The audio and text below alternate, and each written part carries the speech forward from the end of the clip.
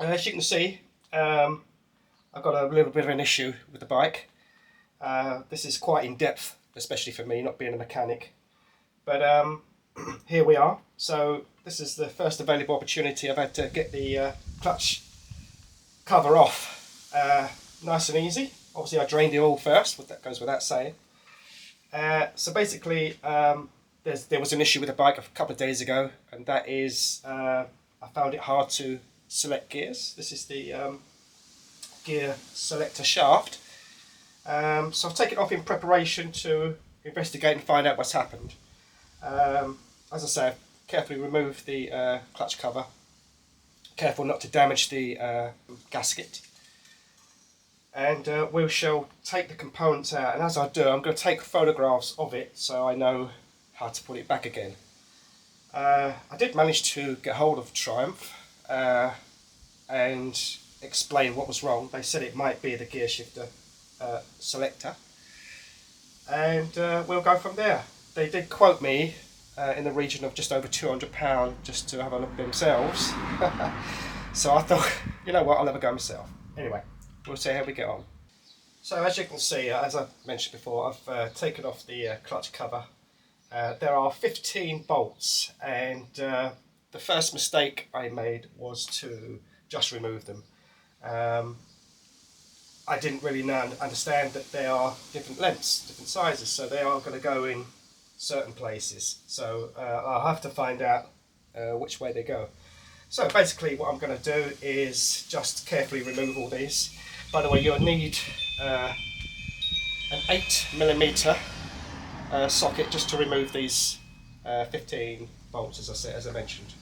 Okay, so the first thing I'm going to do is to remove the starter idle gear. This is the top bit here. So let's have a quick look. So that's not good. So you have to be really careful with this when you remove it, so it doesn't drop down inside the engine. So that's just the shaft there. That can just sort of sit there. That's not going to go anywhere. And I'm going to carefully put these away so I don't get them mixed up. Okay. Let's have a look. There's another one here. That can stay there for a moment.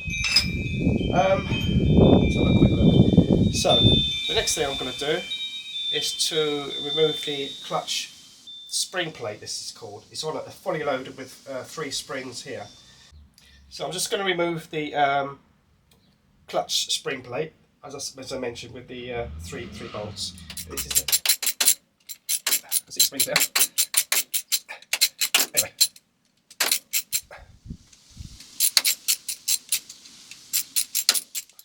So once they're loosened off, I'm just going to gently hold it all together, because it's all going to come out. I don't want to lose any bits on the garage floor. So there's a little washer there, look, just nearly lost that. Right, okay, so basically there it is. It's got some ball bearings in there, or bearings I should say. And I'm going to carefully put these down somewhere and put them neatly away so they don't get lost until I can find out. So here's the first washer. I've just noticed there's an out on it. It says out. Where are we? You're not going to be able to see that, but it says out on it. So I'm guessing that faces outwards. So next I'm going to remove the pull rod, which is this piece here. And there we are. Let's keep that nice and safe somewhere. Okay, so what's next? And these are all the components for the clutch plates. I'll inspect these as I go along, just to make sure that there's no wear and tear on them. I've already had a quick look inside, and what I can see, thankfully, that there's no filings, no metal filings, which says to me that there's been no wear and tear on certain parts of the internal system there. So the next thing to do is take this bolt off here. Okay, so I'm at the stage where I've just loosened off this clutch nut, but basically before that you need to take this little, it's a little indentation there, and with an aluminium, it's very fragile, so you have to be very careful. It's recommended that you replace it. So basically what I'm going to do is loosen it off. I've actually cheated a little bit. I've loosened it off already, and there's a couple of ways you can do it. You can either get someone to hold the front and rear brake while it's on the garage floor and loosen it, because it is really hard to get off. or unconventionally, you can actually put a broomstick between the spokes of the rear wheel, so it won't move. Because basically, if you don't, this is just going to keep moving around. Let's see if I've loosened it off enough. Right, see it move around. Now Triumph do make a tool for this to stop it from moving, but let's have a quick look.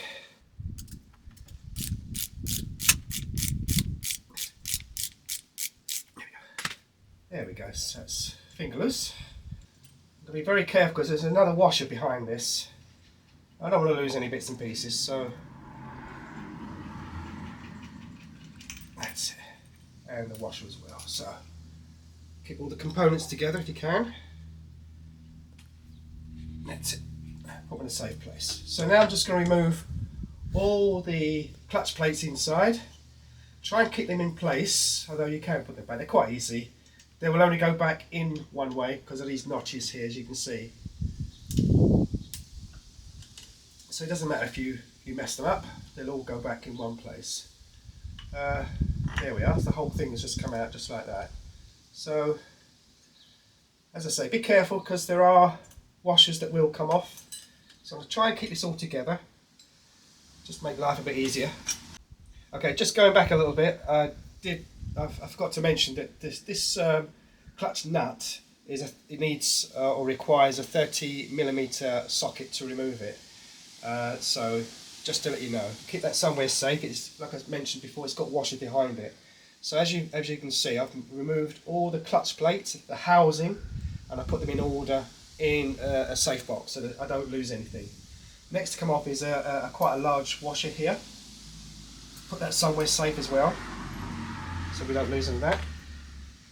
Next thing you have is these needle bearings. So next we're going to ease the outer needle bearing off the input shaft in order to have sufficient play to remove the clutch housing up and out. See, basically what it is, these teeth here, so as you can see that, it won't come out. So you need to make a bit of space here.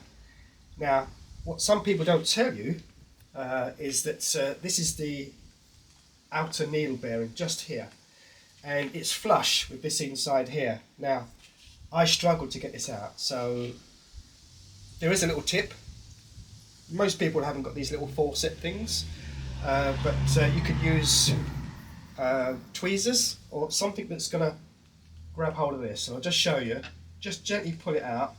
It's quite tough because it's very snugly fitted inside. So I pulled it out there sufficiently to show you that there's an outer needle bearing, and there we are, and there it is on that shaft thing there. Okay, so just as a little tip, try and pull it out if you can with a pair of tweezers, or as I said, forceps that I have here. So be careful when you're removing the housing because there are more needle bearings at the back here, and obviously you don't want to lose them. And as I mentioned before, it's a good idea to take photographs of every part that you've removed if you've never done this before, just so that you don't lose pieces and you can replace them back in the same order. Okay, so let's have a quick look. It's sufficient room now just to lift it over, he says. Let's get this out first.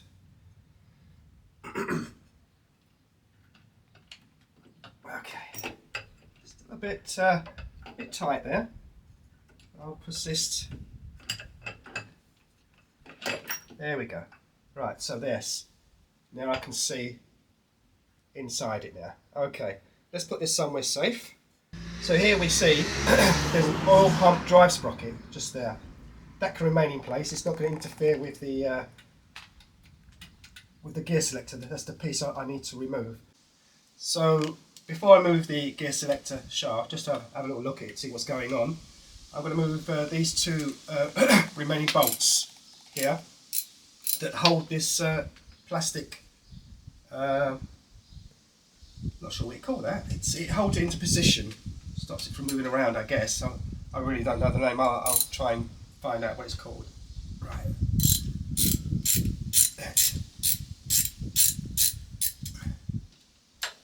Okay, so just going to remove this. It's held in not just by these two bolts, but by these two plastic pins there. Okay, so it looks good, looks alright. Again, I'll keep this nice and safe so I don't lose any bits and pieces. Right, now I can see this gear shifter. Right, it's a, oh, right. It's the first look at it. There we go. Right, yeah, I can see now the problem. Oh my goodness me. So what normally happens is that, I don't know if you can see this, sometimes it wears here. These two parts here, they wear, so that it can't be shifted into gear. And it causes a problem, like you can't downshift or you can't even select neutral, which is what the problem I had. But in this case, this pivot plate looks like it's snapped. I mean, I'll show you some pictures of a close-up of that, but it doesn't look good, not at all. And it's not an easy fix, so I think I'm in a lot of trouble here. I don't know if you can see that. That's how it's meant to be, and it's just completely sheared off. So basically, I've been in contact with a friend of mine. He's a mechanic, he's also a biker, and I showed him some photographs of the actual problem. I can see where it's been welded, and it's obviously not meant to be welded, it's meant to be one piece. It's the pivot plate on the gear selector shaft. So basically, I've been in contact with Triumph to try and find this part, and there has been an issue. I've looked online, and there's been an issue with the gear selector. Not so much the problem I have is that there is wear and tear on the pivot plate. That's why it doesn't select gears, doesn't go neutral, etc., etc. So I'm going to put all the details on the video, what part this is, just in case you have the same problem, because Triumph have changed the part number. So I'll get it for you, put it on there, and then once I get this through, I don't know how long I've got to wait for. They don't know, the part's got to come down from Hinckley, and then we'll go from there. Many months later. Hello, and welcome back to the channel. So here I am again. I've been waiting 2 months for this gear selector shaft from Triumph of East London, and finally I've got it. So I can't wait to get it fitted and get the bike back on the road. It's been 2 months of just this bike been in pieces on the garage floor, and really and truly I just want to get it up and running and get it back on it. I've missed so many events. That's why my videos have been thin on the ground. So thanks for staying with me, and let's see how I get on. Right, so what I've got here that came with the gear selector shaft here is the auxiliary drive chain guide. Now I've already got one here. There's nothing wrong with it, so I'm going to continue to use that. Also, what comes with it is the wheel detent or detent wheel. Actually, it's already fitted in there. There's nothing wrong with that either.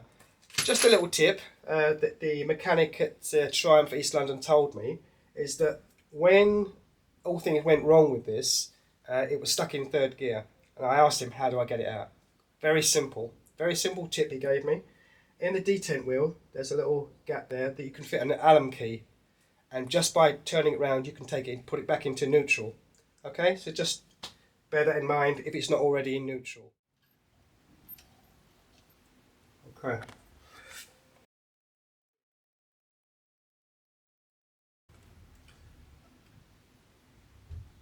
Okay. That's it. Check that on. Perfect.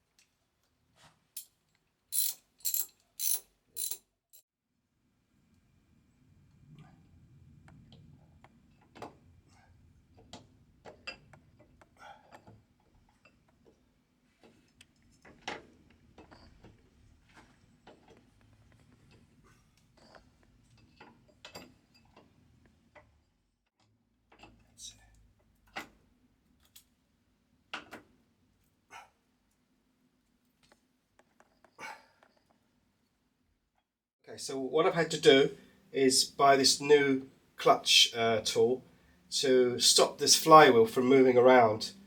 That will enable me to tighten up this clutch nut at 95 Newton meters. It's very important that this is on really tight. I've actually lowered the bike down so the wheels are touching, and with a little bit of help I've just tightened it up to 95 Newton meters. Always check your manual when you're doing this. Okay, so now I'm ready to put in these clutch plates here. Not sure you can see it. They try and keep them in order as you took them off. I have done, and kept them somewhere safe. They'll only go in one way, so just it's a little bit fiddly. But by the way, there's a little. Let me just show you. If I can. I pushed it right at the back, and that's where it's supposed to go. There's one little ring here, and that goes right at the back there. Okay, don't try not to forget about that. Let's get it right at the back there. This will push on. Like I say, can only go in one way, so just bear with me as I push the first one, and I won't show you them all. So I'm just going to place the pull rod just in there. I've oiled it up, and then I'm going to put this up here. Let's take that out. That's the washer that I don't want to lose. It goes over the top. Make sure it faces out, just there.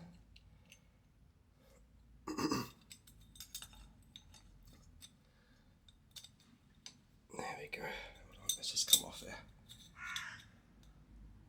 Perfect. Okay.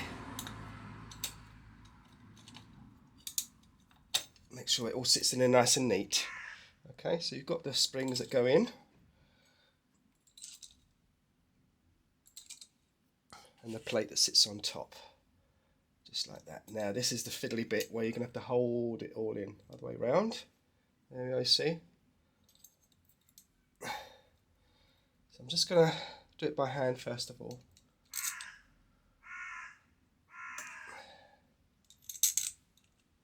Now these, as you took these off, it comes off evenly, has to go on evenly, just so there's no bearing. So I'm just going to push it in a little bit. So as I've tightened these bolts for this clutch plate, I've tightened it to 10 Newton meters. Okay, so I've nearly finished here now. Let's do this quickly just to get it out of the way. That's it. Okay, thanks for watching. That was me putting my bike back together again, the gear selector shaft, who I waited 2 months for. But worth the wait, I guess, once it's back on the road. If you like the video, please subscribe, like and comment as usual. And stay tuned for the next one. Thanks very much.